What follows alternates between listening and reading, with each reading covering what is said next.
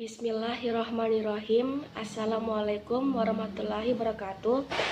Perkenalkan, nama saya Mudriko Wahyu Nisfu, NIM saya F2018-01054. Saya dari kelas B2 Farmasi. Hari ini saya akan menjelaskan atau memaparkan kepada teman-teman semua tentang materi yang berjudul hubungan struktur dan pengembangan senyawa agonis dan antagonis. Pokok pembahasan yang akan dibahas pada video ini yaitu ada 5. Yang pertama, agonis dan antagonis. Yang kedua, kombinasi obat. Yang ketiga, antagonis pada fase farmakokinetik.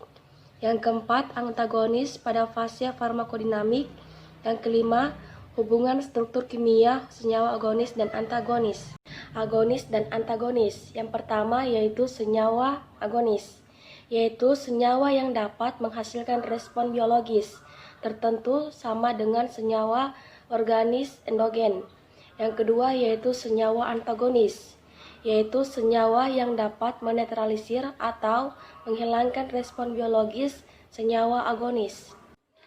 Pada umumnya, senyawa antagonis mempunyai dasar struktur yang sama dengan senyawa agonis. Yang pertama yaitu tujuan rancangan senyawa agonis dan antagonis, yaitu untuk mengembangkan antagonis spesifik terhadap biokatalis utama atau metabolit endogen. Yang kedua yaitu pengetahuan umum tentang agonis dan antagonis yang sangat penting untuk mengetahui dan mengantisipasi kemungkinan terjadinya bahaya interaksi obat.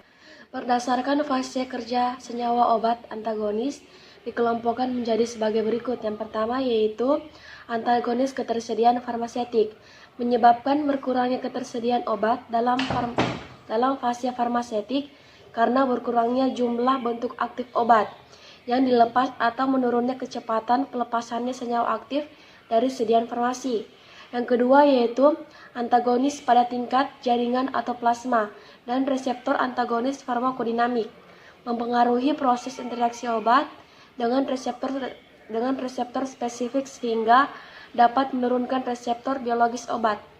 Yang ketiga yaitu antagonis ketersediaan biologis atau antagonis farmakokinetik, menyebabkan ketersediaan biologis obat menurun sehingga kadar obat dalam darah dan jaringan menurun. Dapat disebabkan oleh sebagai berikut. Yang pertama yaitu menurunnya absorpsi obat dalam saluran cerna.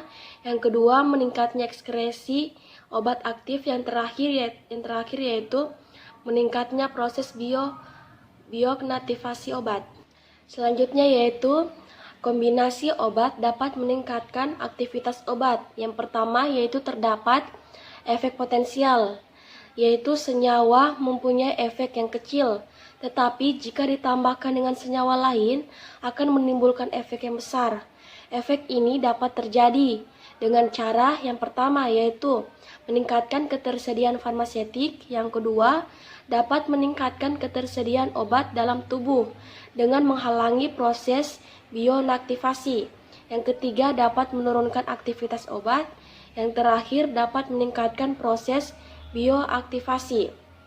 Contohnya yaitu seperti isopropanol, tidak bersifat hepatotoksik, tetapi bila zat tersebut diberikan di samping pemberian CC14 akan menjadi jauh lebih besar diberikan secara sendiri.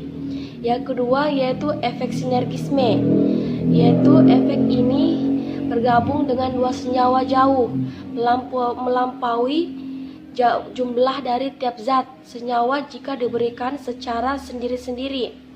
Contohnya yaitu CC14 atau karbon tetraklorida dan C2H5OH atau etanol.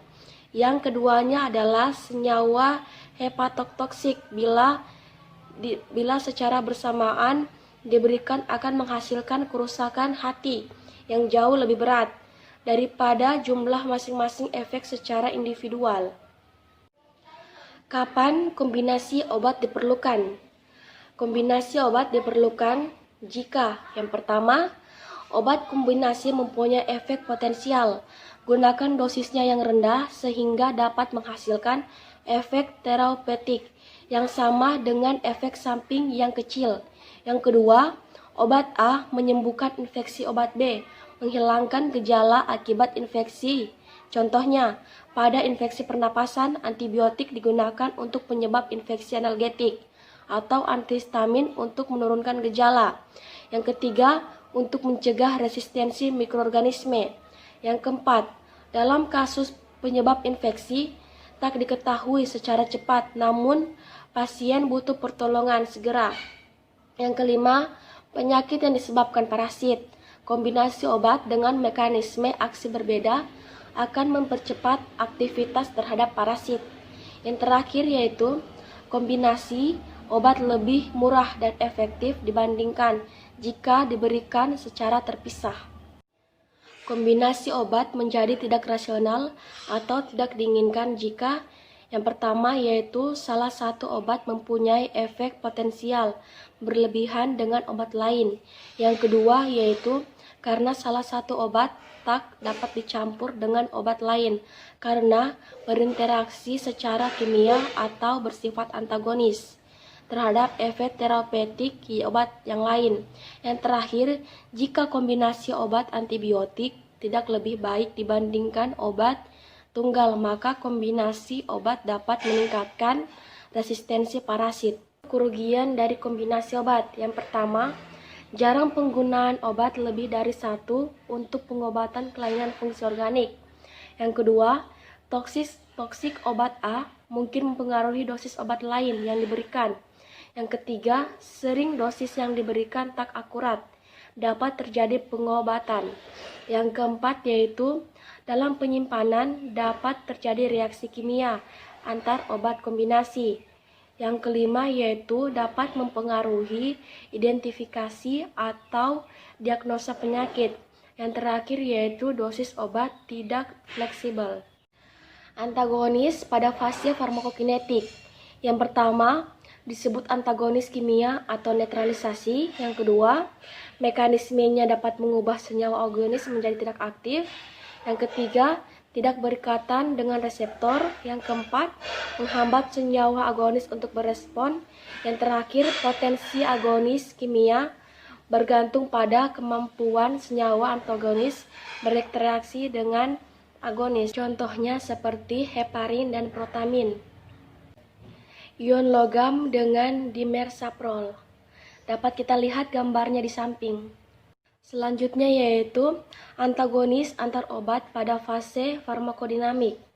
Antagonis farmakodinamik yaitu antagonis yang mempengaruhi proses interaksi obat reseptor sehingga respon biologis obat menurun. Antagonis berperan dalam biokimia atau dalam memblok pada reseptor spesifik. Selanjutnya yaitu interaksi dapat bersifat reversibel, kompetitif ataupun irreversibel. Antagonis kompetitif. Senyawa agonis dan antagonis saling berkompetisi dalam memperebutkan tempat reseptor, sehingga agonis yang berinteraksi dengan reseptor penurunan aktivitas agonis. Dapat kita lihat di samping terdapat kurva hubungan antara efek biologis dengan efek biologis. Contohnya yaitu yang pertama antihistamin, yang kedua kalinorgenik dan antikolinergenik, yang ketiga yaitu spironolakton dan aldosteron. Yang pertama yaitu antagonis kompetitif dapat diatasi dengan meningkatkan kadar senyawa agonis. Yang kedua yaitu potensi antagonis kompetitif bergantung pada aktivitas senyawa. Antagonis non-kompetitif terdapat 4. Yang pertama yaitu pengurangan afinitas pada reseptor, yang kedua pengurangan aktivitas intrinsik, yang ketiga menghalangi transmisi impuls, yang terakhir interaksi dengan makromolekul. Antagonis non-kompetitif dapat bekerja dengan mekanisme sebagai berikut. Yang pertama yaitu pengurangan aktivitas intrinsik. Senyawa antagonis bekerja pada sel yang berbeda dengan senyawa agonis, menyebabkan aktivitas intrinsik sehingga efek biologis juga.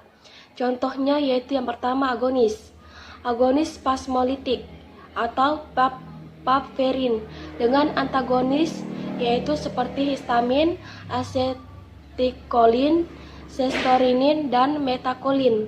Yang kedua yaitu agonis antimetabolit. Contohnya yaitu aminopterin. Dengan antagonis normal metabolit, contohnya seperti asam aminobenzoat. Yang kedua yaitu pengurangan afinitas pada reseptor.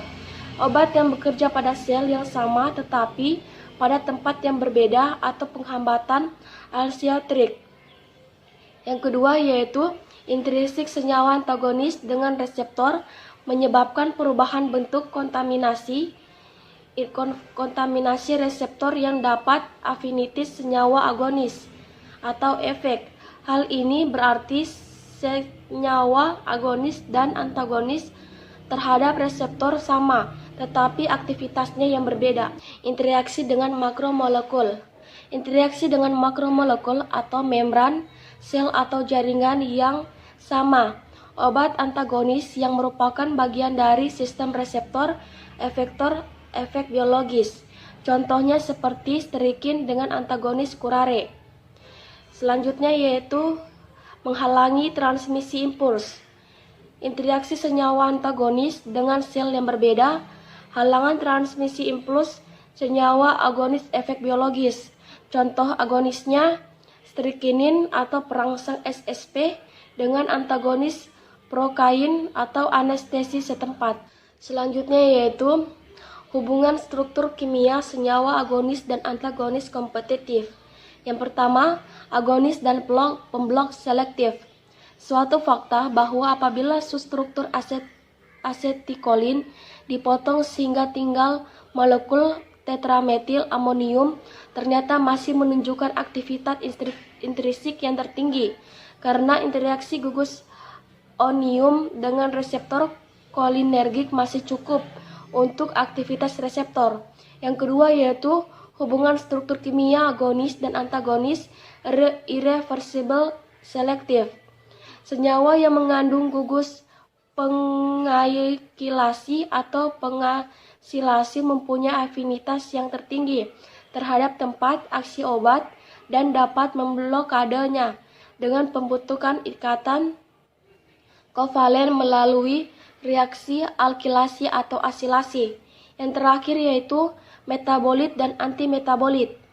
Pada umumnya, senyawa agonis dan antagonis tipe ini mempunyai struktur yang mirip atau suatu biosisterik parsial. Contohnya yaitu klasik. Klasik adalah asetil B-metikolin dibandingkan asetikolin terhadap efek enzim acetyltitrokilin esterase dan fenilsoprapilamin atau amfetamin dibandingkan dengan feniltelamin terhadap efek enzim monoamine oksidasi.